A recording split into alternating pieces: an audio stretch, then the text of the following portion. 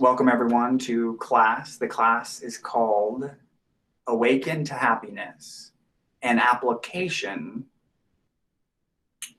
of mindfulness. And so in this class, we're going to not only talk about mindfulness, but experience mindfulness directly and apply it.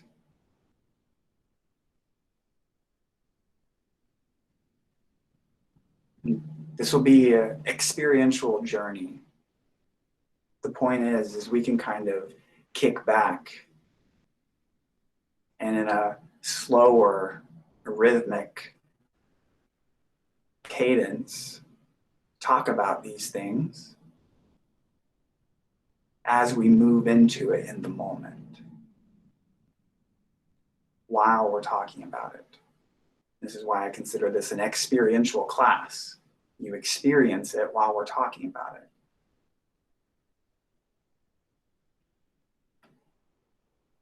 So let's define these words a little bit more specifically. Awakening, for instance.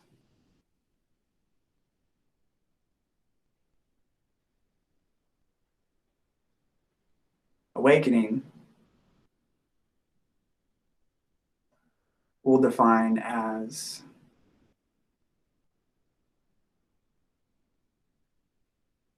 letting go of the seductive lure that thoughts have and awakening to what is already and actually going on.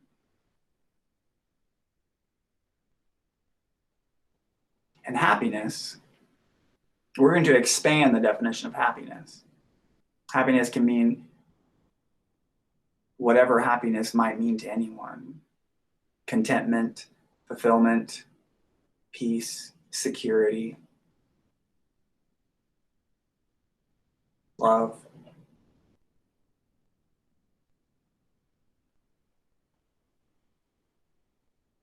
And then let's define mindfulness. Mindfulness means to see clearly what's actually happening, what's already happening, moment to moment.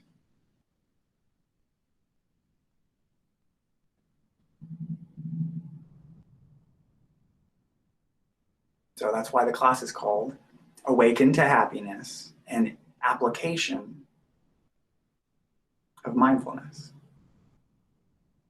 Because goodness, if anything doesn't trip us up during the day, it's believing the thoughts that we're asleep to. And then thus not seeing clearly what is actually happening moment to moment. So this class today, there's going to be a specific focus that is particularly powerful for waking up from what our thoughts are telling us and seeing clearly what is actually happening. And that focus is going to be making a correlation between suffering and wanting. By the end of class, we're going to make it very clear. We're going to see clearly, not just through words and concepts that we're talking about, but we're going to see how our wanting is our suffering and awaken from the lure, the seductive nature of those thoughts of wanting.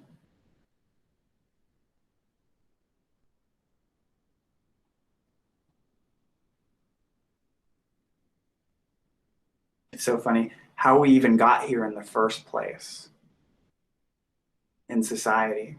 Everyone wanting something. And it's not bad to want. It's a very natural thing that we all experience. However, if we're in this class, we're wanting to experience something more. We've gotten to the point to where we're adults now and we've acquired things and realized that we still feel that deep sense of lack, even though we graduated high school, even though we got the college that we wanted, if we went to down that road, even though we got the position or the job that we really wanted, that we really thought would make us happy.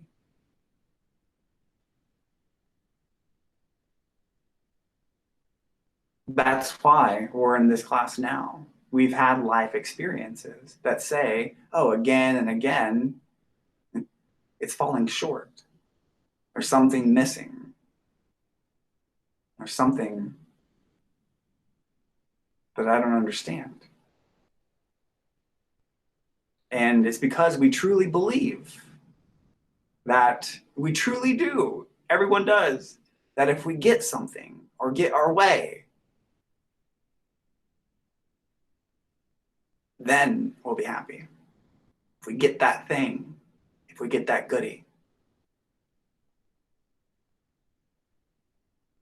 But that has never been the case in any kind of lasting way.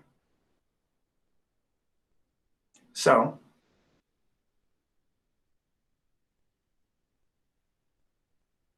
this is not a theory. We can all reflect on our own personal experience in our life and see clearly that, oh, I actually thought that when I was a kid and I got that sucker, then that would just be everything I could possibly need. And we all thought later on that when we got in school, that if I just got good grades, then that's all I would possibly need for the rest of my life. And we all thought if you went to college that whenever I got that one college that I really wanted to go to, then that would be all I would need for the rest of my life. Then I would be happy. Then I would be something.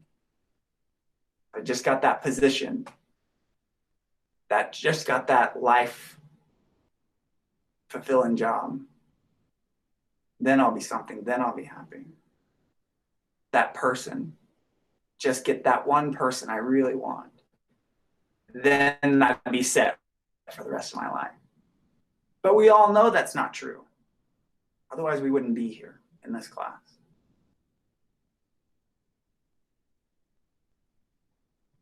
We'd be in a class teaching us how to make money. We'd be in a class teaching us how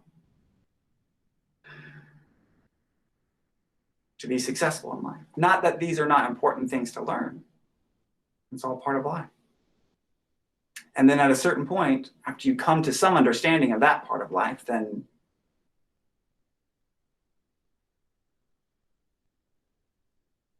you start to go deeper into what the searching has been the whole time, what the need has been, what the want has been. And when we do that, and we see how our want has been correlated with our suffering the whole time.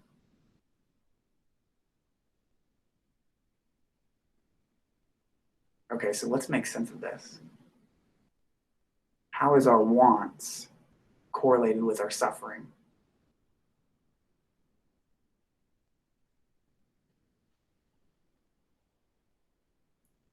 It's all in the mind.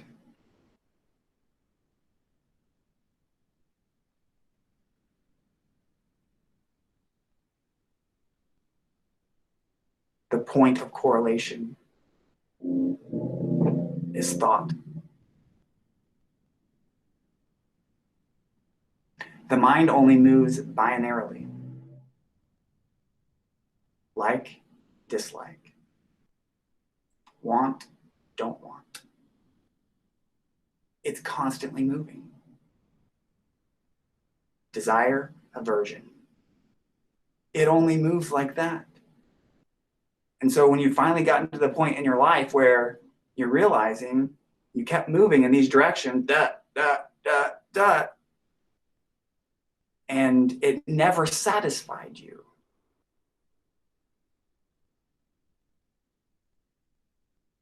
Then at that point is when we start to step out of thought. We start to step out of the mind.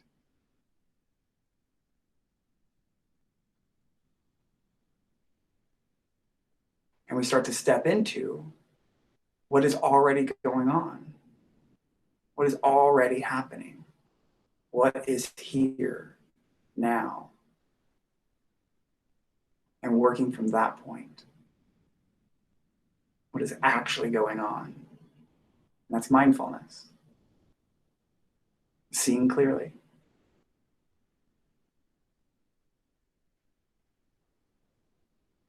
So we all know what this experience is that I'm talking about, where we step out of the mind, we step out of thought, we become present.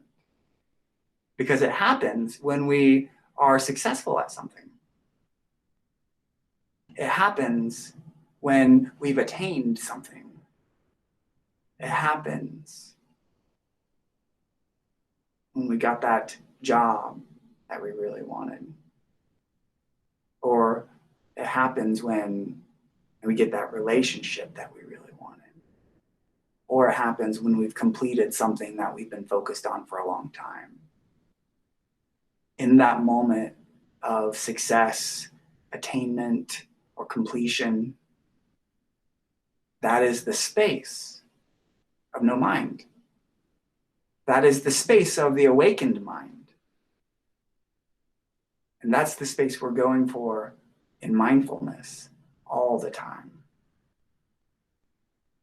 And it comes about by realizing that those binary want, don't want, attraction, aversion thoughts don't produce that state of feeling the success, attainment, completion.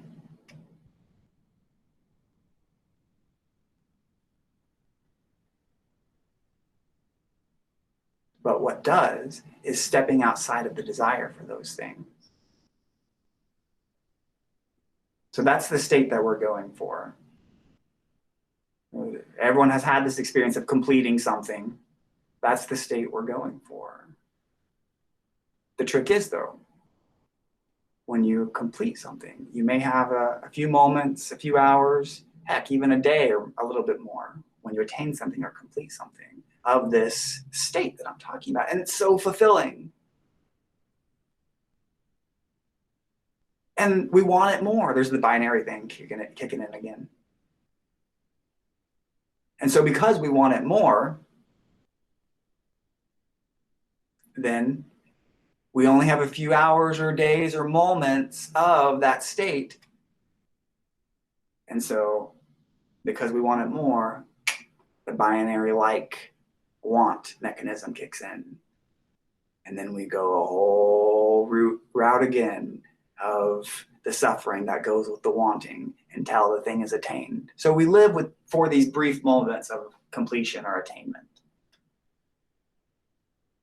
But today in this class, I hope to dispel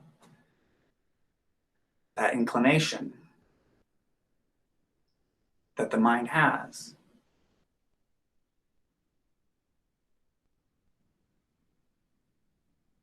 Which operates only in yes, no.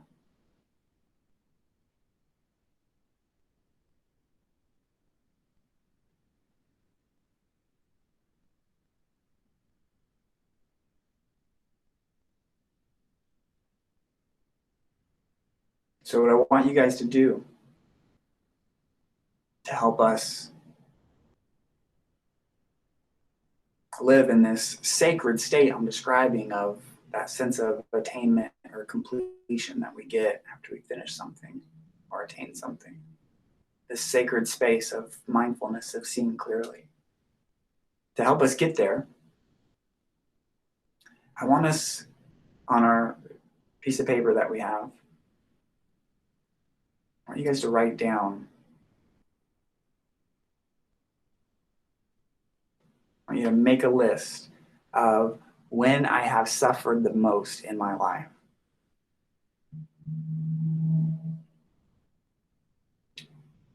And if you don't have anything to write with, you don't necessarily have to get up, go find something, unless you want to.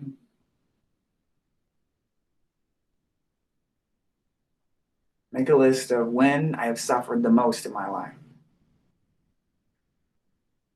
And the reason why I say you don't have to get up and go find something to write on is because I'm going to send everyone these exact instructions as well, so they can go into it even more on their own time. So make a list of when I have suffered the most in my life. You know the points in your life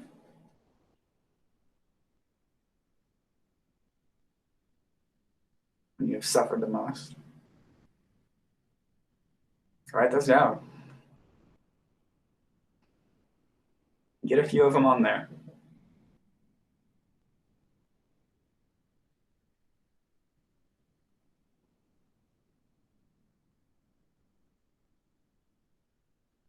Could be a breakup. Could be a job loss.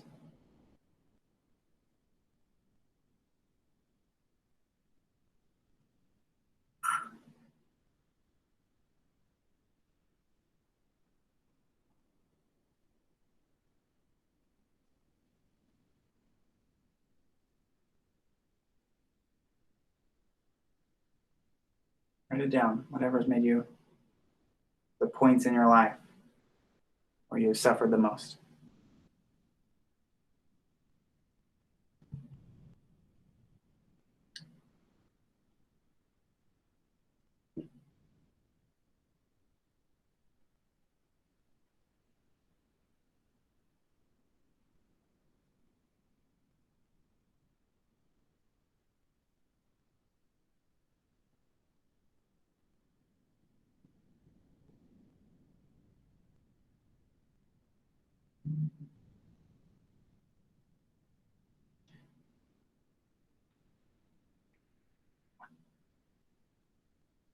Even if you only have one thing in your mind or on your list, this will still work for now, and you can always go deeper later. Now notice how each time I suffered, I was craving, desiring, wanting, trying to get, or demanding something from someone or from life.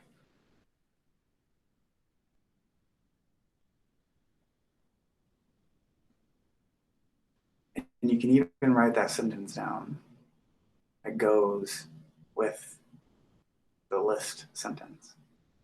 So the list sentence was, make a list of when I have suffered the most in my life. And see that clearly, make a list. And then the follow-up response to that answer is, notice each time I suffered, I was craving, desiring, wanting, trying to get, or demanding something from someone or from life.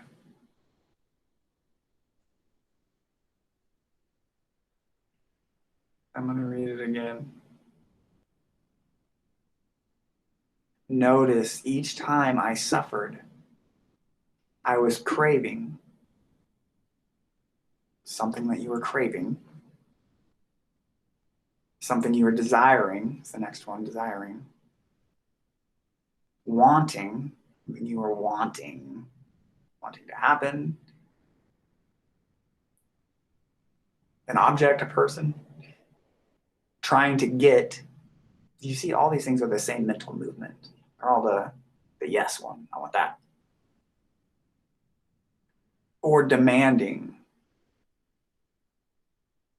This too, demanding is that I want that.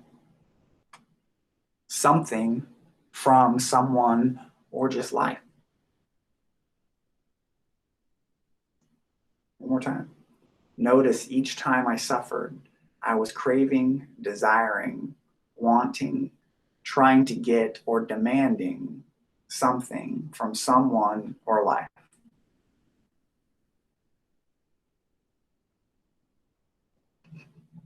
Now reflect. This is an important part. Now reflect on the couple spots that you put down. That was when I have suffered the most in my life. And see how in those moments that you suffered the most, it was because of some craving, desiring, wanting, trying to get, or demanding.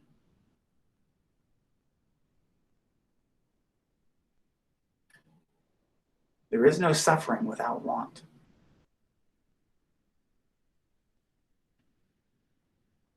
Suffering and want are one and the same. They are the mind.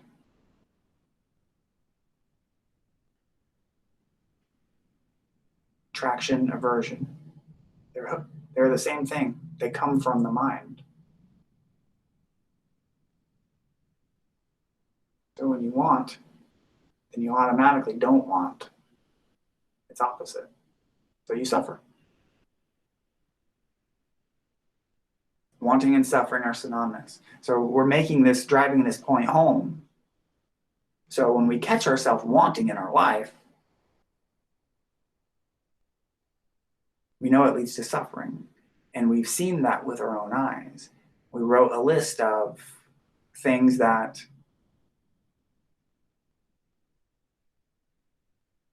points in our life when we suffered. And we looked at it. Now we maybe need to expand our definition if this isn't totally clear right away of what wanting is. It's like, well, this person did this thing over here. That's why my life was terrible at that point in my life. Well, it was even a problem because you wanted something different than they were doing.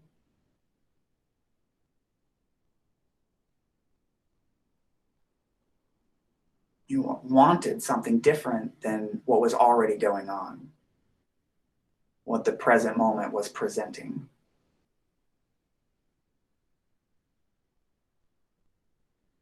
Or say maybe you spent many years really wanting this thing and then didn't end up getting it.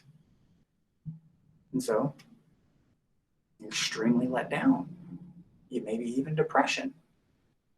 This once again is the wanting.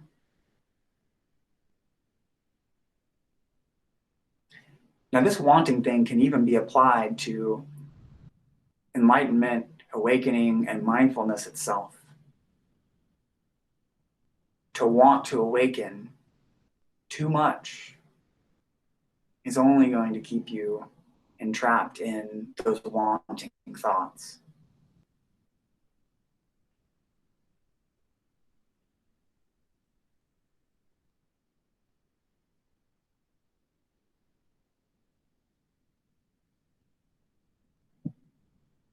So then, it's like, well, why are we even learning this? Because we need to know what the platform is.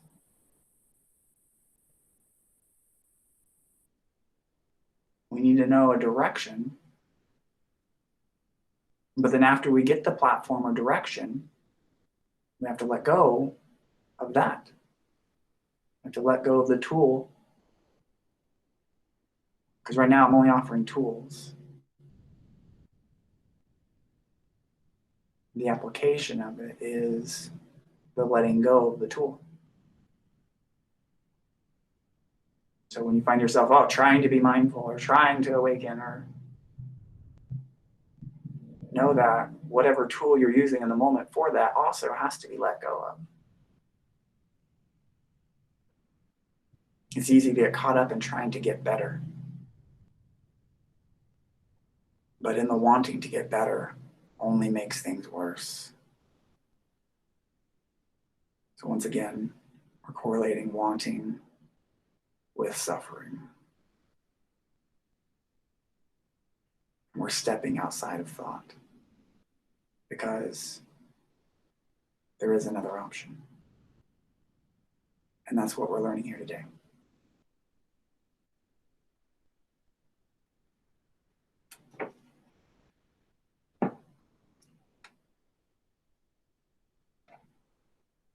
I'm going to read a passage from one of my favorite books now.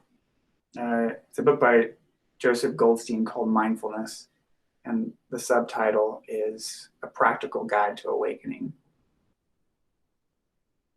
Now, this class isn't by any means a religious class. I use whatever's available to help awaken or enlighten. And mindfulness is primarily based on the Buddhist teachings, and so there are quotes in here from him from time to time. Here's one right here. Bhikkhus. Bhikkhus means monk, but really it means anyone on the path. So it means us. He's saying, bhikkhus, that one shall hear, and now make the end to suffering without abandoning the underlying tendency to lust for pleasant feelings, without abolishing the underlying tendency to aversion towards painful feelings. This is impossible. So what the Buddha is saying here is it's impossible. It's impossible to abandon suffering without also abandoning lust. I'm going to reword it in the way that we've been talking about. It's impossible to end suffering without also abandoning want. It is impossible. So then how the heck do we move forward in our lives is the first thing that comes to mind. And it's about appropriateness. What thinking is appropriate for this moment?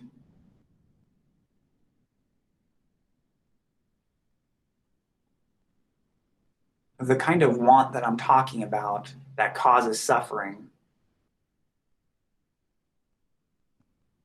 is the kind of want that has you thinking about the thing, has you thinking about a person or a place or an event when it's not happening now. That's the kind of want that is the cause of our suffering. I'm going to say it again. The kind of want that is the cause of our suffering is when our thinking is not appropriate to what's happening in the present moment. So the kind of want that causes our suffering is when we're thinking about a person, place, thing, when that's not what's happening now. That's the kind of want that causes our suffering. So we need to see clearly. We need to see clearly that the times in our own history in our life that we were suffering the most were times of want. We need to see that clearly. So when we become aware that we're wanting something that isn't present here now, that is our suffering.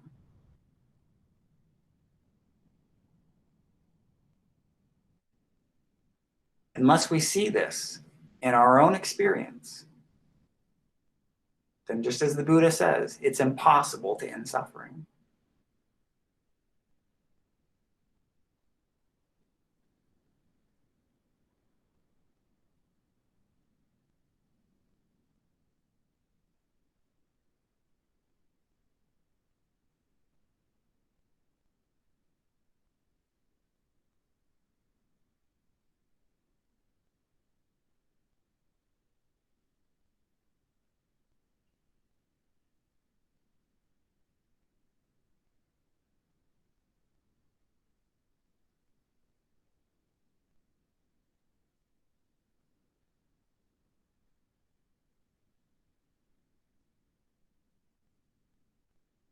It's kind of a death.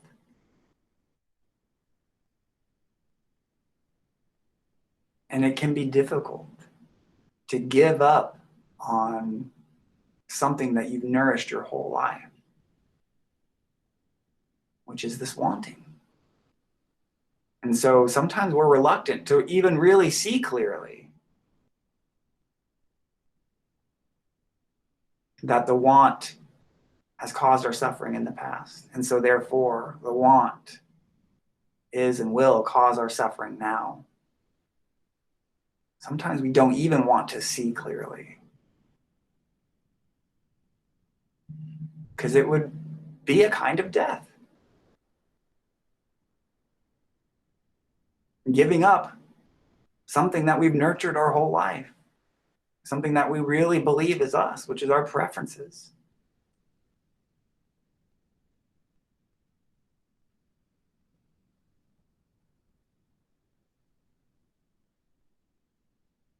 Which brings us to the next important topic of mindfulness,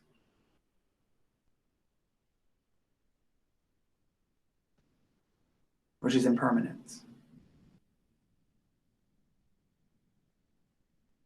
How could those thoughts of want, that sometimes we're not even willing to see clearly, is the cause of our suffering, be us? They are impermanent. So this impermanence is an absolute staple of mindfulness. We're going to spend a little bit of time on this topic now, and certainly more in the future.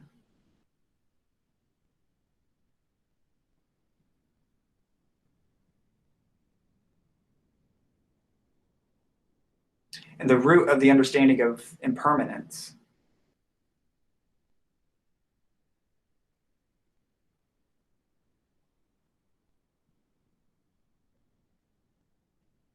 is the root of understanding who you are. To solve that age-old question of who you are. Because how could anything that you are be impermanent? Who is the one who sees those things that are identified as impermanent? There has to be one before. This is so important to get. There has to be someone who sees before, or even farther back, you could say, more authentically you, than anything that changes, to know that it's even changing.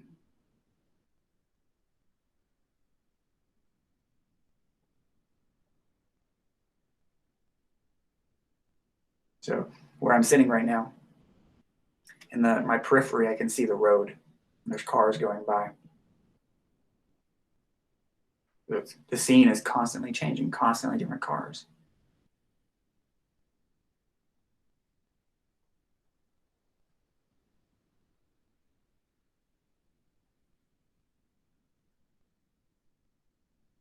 I know those things are not me. That's very clear. Because there's a distance.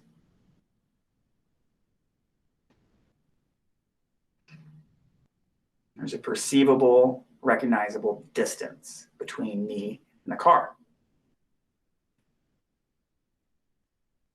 Where it gets a little more tricky, though,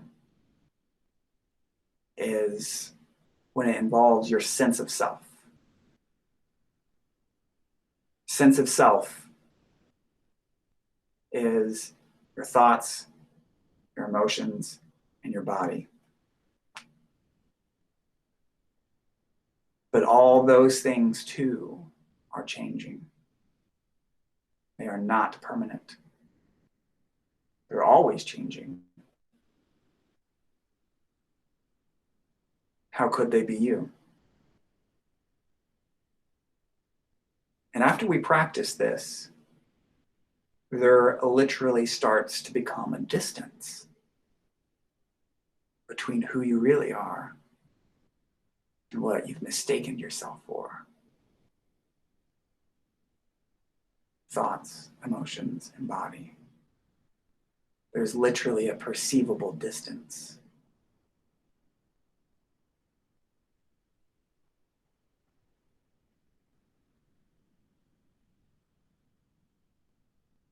And this comes about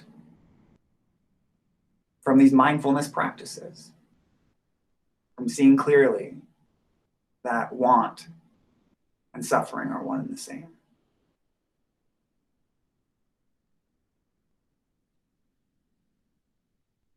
From seeing clearly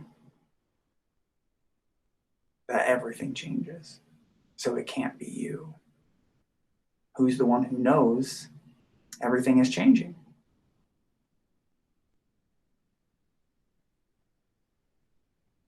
And when you rest back into that perceivable distance between what you really are and what you've mistaken yourself to be,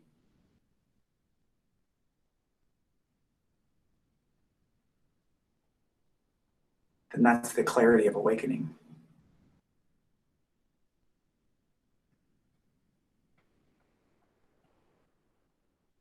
That's what we're going for.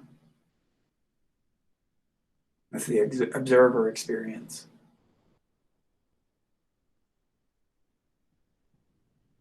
So everything we talk about in this class will be to cultivate that experience, which is the answer to everything.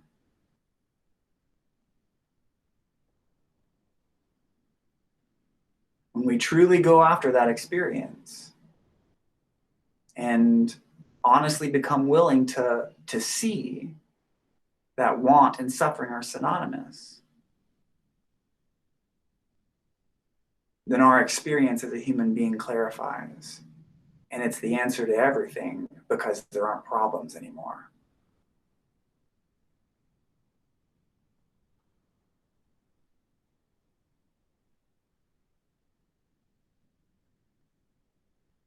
What are problems but aversion?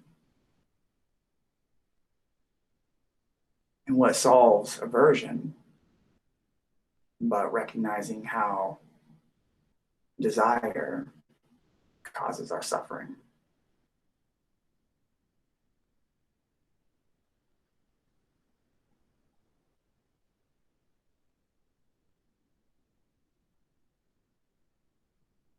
So we got to get real. We got to make that list. We got to identify, put many areas if you can, all the places in your life, all the times in your life when you suffered the most.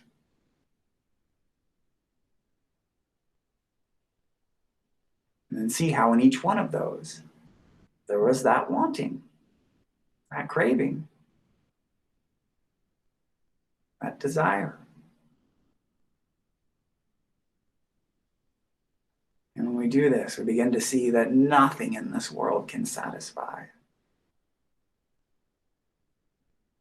And when we see that nothing in this world can satisfy, we're free.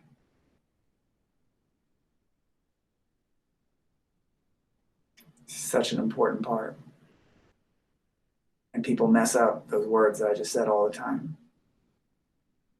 Because it doesn't mean that we won't still go after, and we won't still move forward in the world, that we won't still uphold our responsibilities,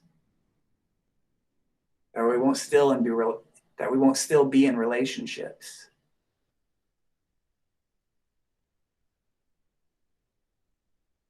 But our thoughts in regard to those things will be appropriate. They will be happening when it's relevant to the present moment.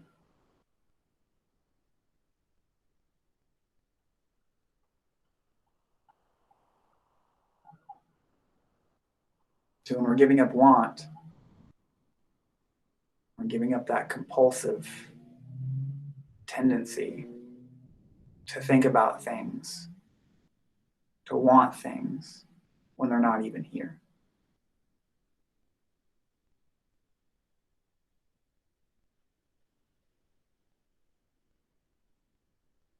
then it opens us up to a different dimension. It opens us up to the sacred. So then we can start receiving from the sacred. When we stop demanding on life, when we stop wanting on life, then it opens up space for the sacred to pour into you.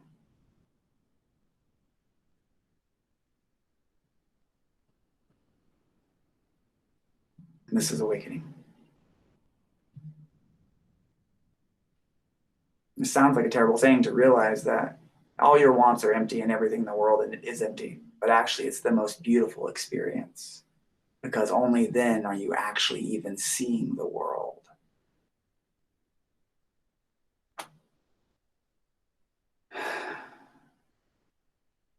My goodness.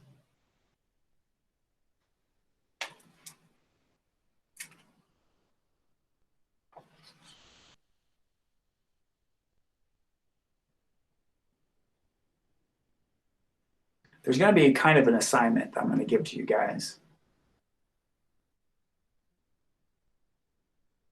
One of them, I'm going to reiterate these at the end, but one of them is going to be go into nature. Go find some nature. Even if it's your backyard, go be around some trees. There's so much intelligence there.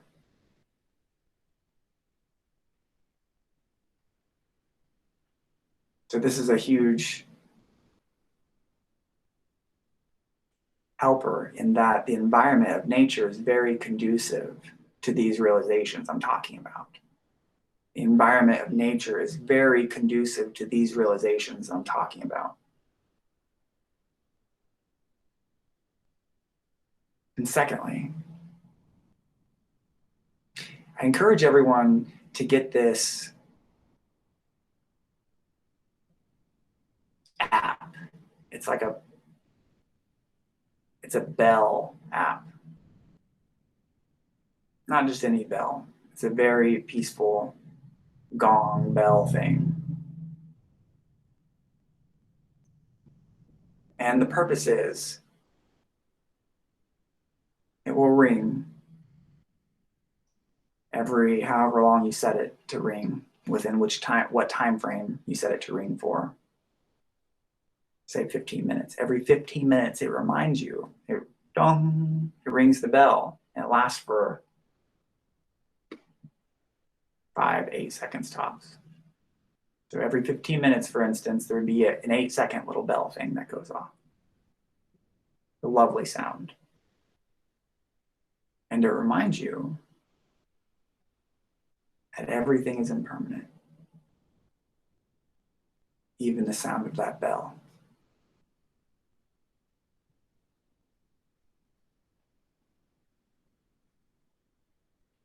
This is actually Plum Village, which is Thich Nhat Hanh, which is a very well-known Vietnamese author and mindfulness teacher.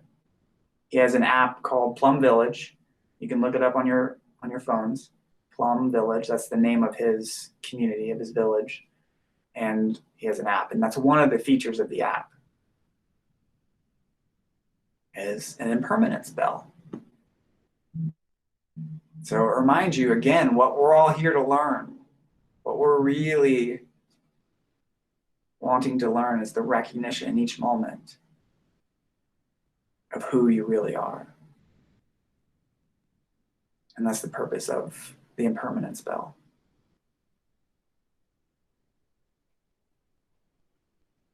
So I'll remind you guys again towards the end. Naming the app, audio broke up. It's called Plum Village. If you just type in Plum Village into the App Store, you'll see a picture of Thich Nhat Hanh there, and that's it. And I'm going to go over that again at the end of class. So nature once a day if possible. If that's not possible for everyone's life, I understand, but as often as possible. And then this impermanence bell. These are two wonderful reminders of what we're going for here.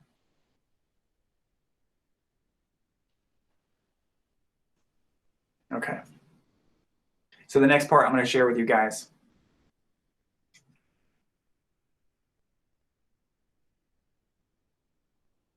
This is the same book.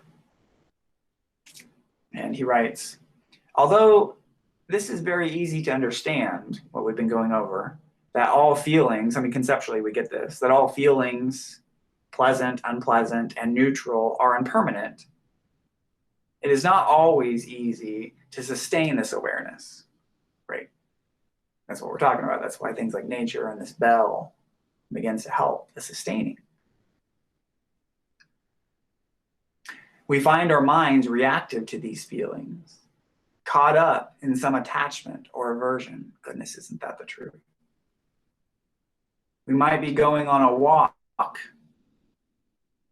and some thought comes.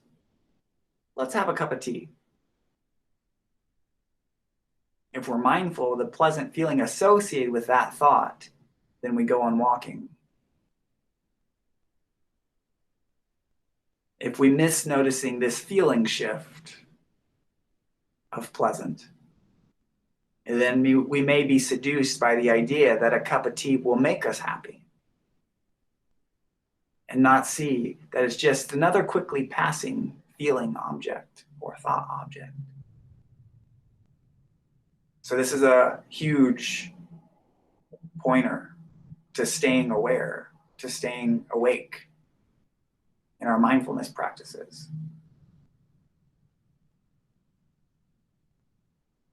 Is to be mindful of feeling.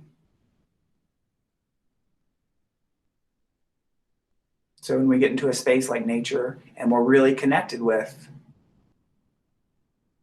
the impermanence of things, which is to say, connected with who we really are, what we really are, as awareness, as the observer. Then when some idea comes along the screen of our mind, like, wouldn't that be lovely to have a cup of tea? Then instead of being seduced by that thought, and then that become your reality, it just passes by the wayside. Because there was awareness of feeling, mindfulness of feeling. You were aware of the distinction between being connected with what you really are and the seductive nature of whatever thought that was that came through. If we're not aware of the feeling shift, then we go down the pathway and get all the way down the rabbit hole of whatever that thought was.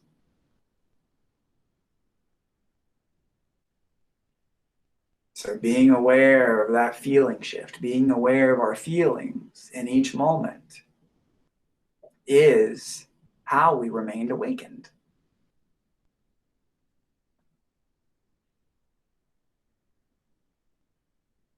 So it's not bad when we have thoughts. We don't condemn ourselves. We're not necessarily trying to stop thinking. But when we have one, and our tendency oftentimes is to condemn ourselves for having it, especially when we're practicing to be mindful, or to judge it in some kind of way for whatever reason.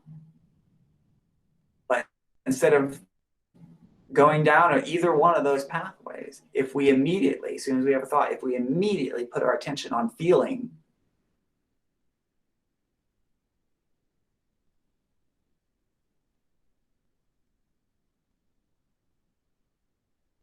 then it will subside. It will go away. And we'll notice that if there was any feeling associated with it, it will begin to change because it's impermanent too. It'll begin to pass. So the moment we have a thought, instead of judging it that we shouldn't have had it,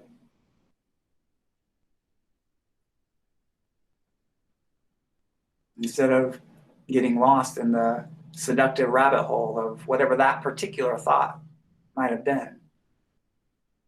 You just become mindful of the body again. It can just be a reminder of what our practice is. Oh yeah, I should be practicing. Attention back on the body. Keep moving along in the day, whatever you're doing. There is no wrong way to do any of this. There's no, oh, I had a thought, it was wrong. Oh, I had an emotion, it was wrong.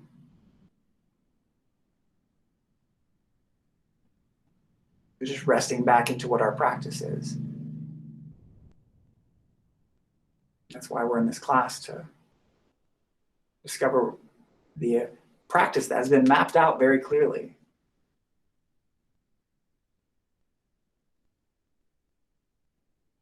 Apply it.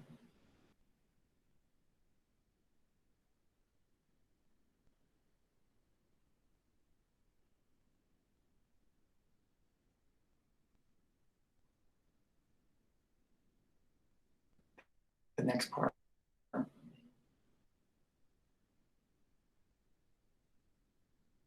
Meditation. So this is what I was talking about with noticing that difference between when a thought comes up, and if we don't put our attention on our body right away, then we'll get lost in it. Meditation provides us an opportunity to observe the mind's reactions to different kinds of feelings. How does the mind respond when pleasant sexual feelings arise in the body, or pleasant fantasies in the mind? Do we indulge or resist? And this brings up a good point. It can be whatever thoughts or feelings. The sexual thing was just an example. The question is, do we indulge in that rabbit hole of whatever it is, or do we resist? And that's the conundrum we find ourselves in all the time. What is the practice? Do I indulge or do I resist? It sometimes seems like resistance is our practice, but it's not. That's just the thinking binary yes or no thing again. So when these thoughts come up that maybe we don't like or we don't want to be entertaining, then we often resist them. Or if a thought comes up that we're very glad to entertain and to feel the pleasure of it, then we indulge. But what if there's a third way? And that's what I want to highlight here.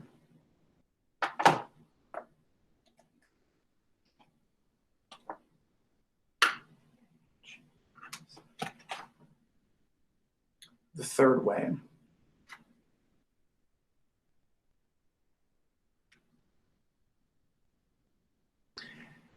This book is called Self-Observation by an author named Red Hawk. And this has been another powerful influence in my practice. I'm going to read you a couple paragraphs from this one. It says, in order to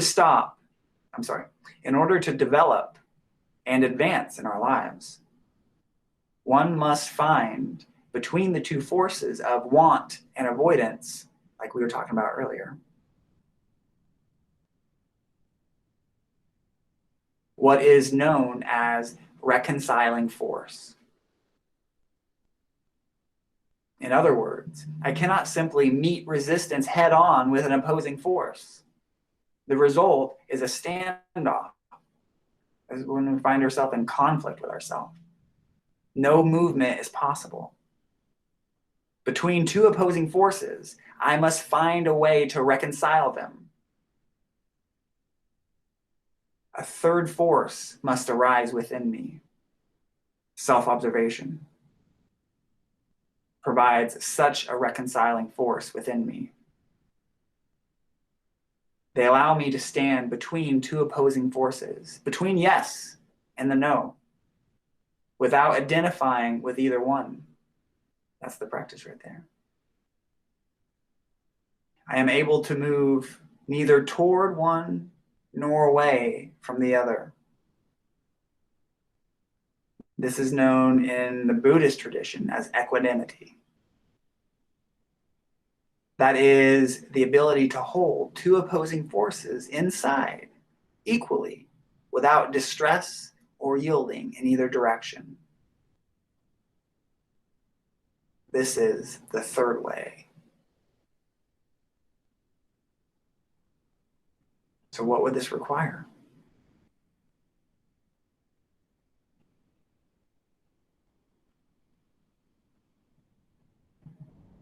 Even the fact that we've opened up this idea, well, this is not the normal inclination of the mind to think that we don't need to choose. Even just in this moment, us revealing the idea that choosing may not be the best option, that there is even another way, opens up the door to awaken. Because the third way is the awakened mind, is the aware mind, is the mind that's not suffering. So that's going to be part of our practice this week. We have our list, and some of you may have already done that. The points in our life when we were suffering, and seeing how there's always want, that mental movement of want behind each one of those points. To be in nature was another one. To get that bell app, and if you don't have the capacity for an app on your phone, you can even just set a timer to ring, particularly with a softer sound than an alarm, every 15 minutes or whatever time you set, every 30 minutes, every hour. The more the better, I think. And then this, the third way.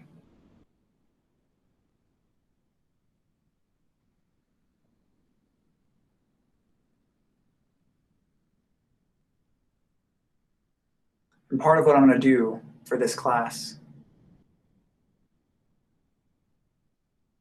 we got a smaller group intentionally, so that way there could be a little bit more attention in this way. But I'm going to send out throughout the week particular paragraphs, short things that you can read, or even short videos,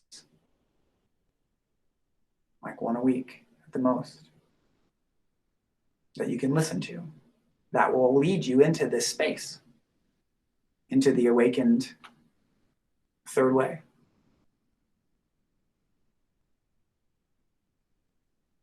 So you'll have reminders, because that's what awakening is all about, reminders again and again and again.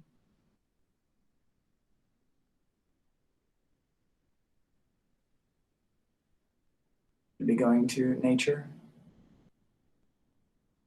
if possible. The app bell reminder, if possible.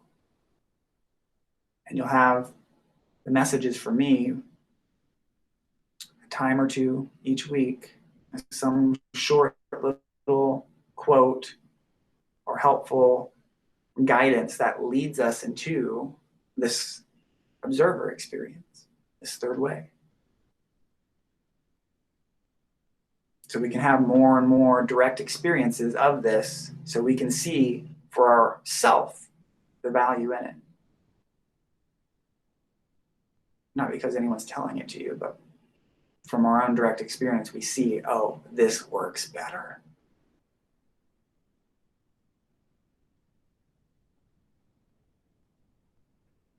And lastly,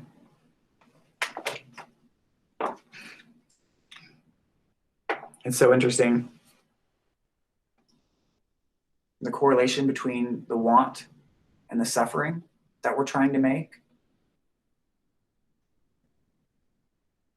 And seeing that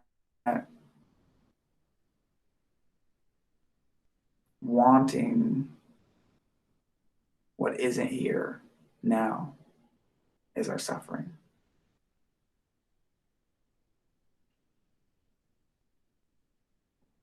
The mind doesn't understand that and doesn't get that at first. It doesn't even want to get that, really. It really doesn't.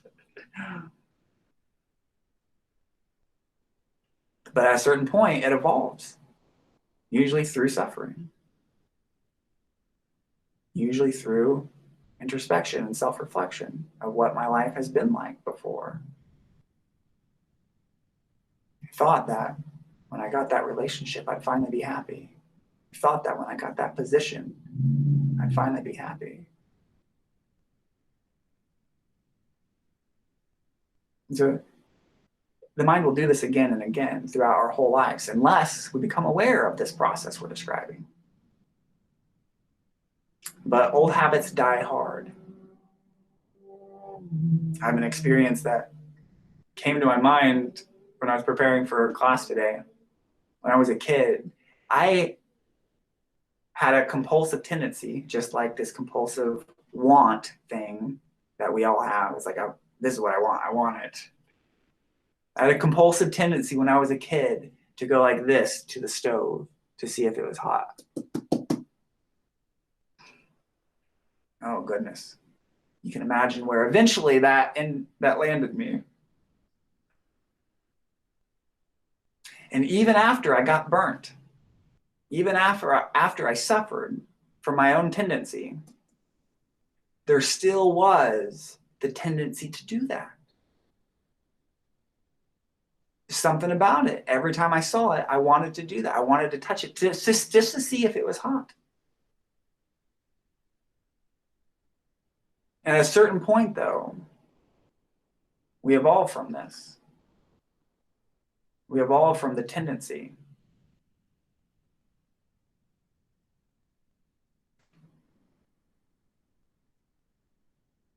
We evolve from the tendency of want.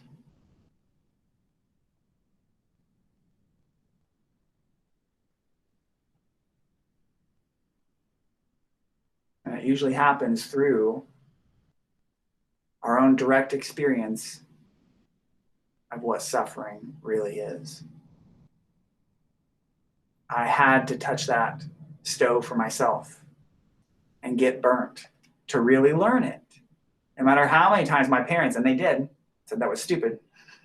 Don't touch the stove, even if it's not on, because someday it'll look like it's off, but it'll still be hot.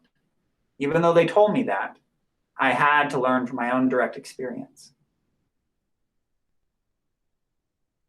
In the same way, even though conceptually we might get that, I mean, the Buddha says it, it's a slogan even, desire is the cause of suffering, or attachment is the cause of suffering. Those are similar things. It's that mental movement of get. So even though these may be things that we hear, people tell us, our parents tell us, we have to know from our own experience to really get it. And also things like our assignments in this class are going to help illuminate that for ourselves so we know it from our own experience. All right, guys. That is class for this evening. There were 4 little, you could call them little homework exercise things. I'm going to go over them again real quick, and I'll also send them to you guys. It will be to make that list of all those places in your life where you suffered the most. And then the other part of that one is notice each time I suffered, I was craving, desiring, wanting, trying to get, or demanding something from someone or life. So that's the first one. You may have already done that one. Could go deeper. Second one's go to nature, if at all possible. Go to the park. Go to the forest. Then download that app if you can. Plum Village, Thich Nhat Hanh. It's in the App Store called Plum Village. Set the dinger thing on there for 15 minutes to remind you of impermanence.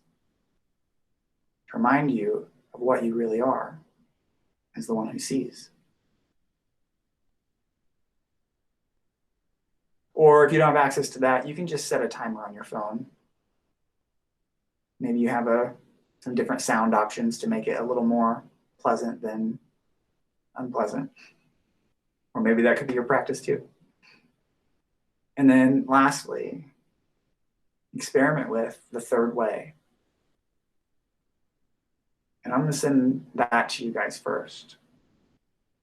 A little paragraph describing the third way.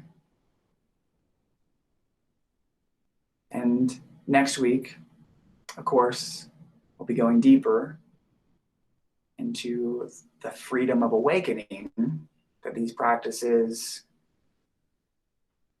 reveal to us by going into the next step of mindfulness. Okay, guys, I love you all very much, and I'll see you next week. Bye, guys.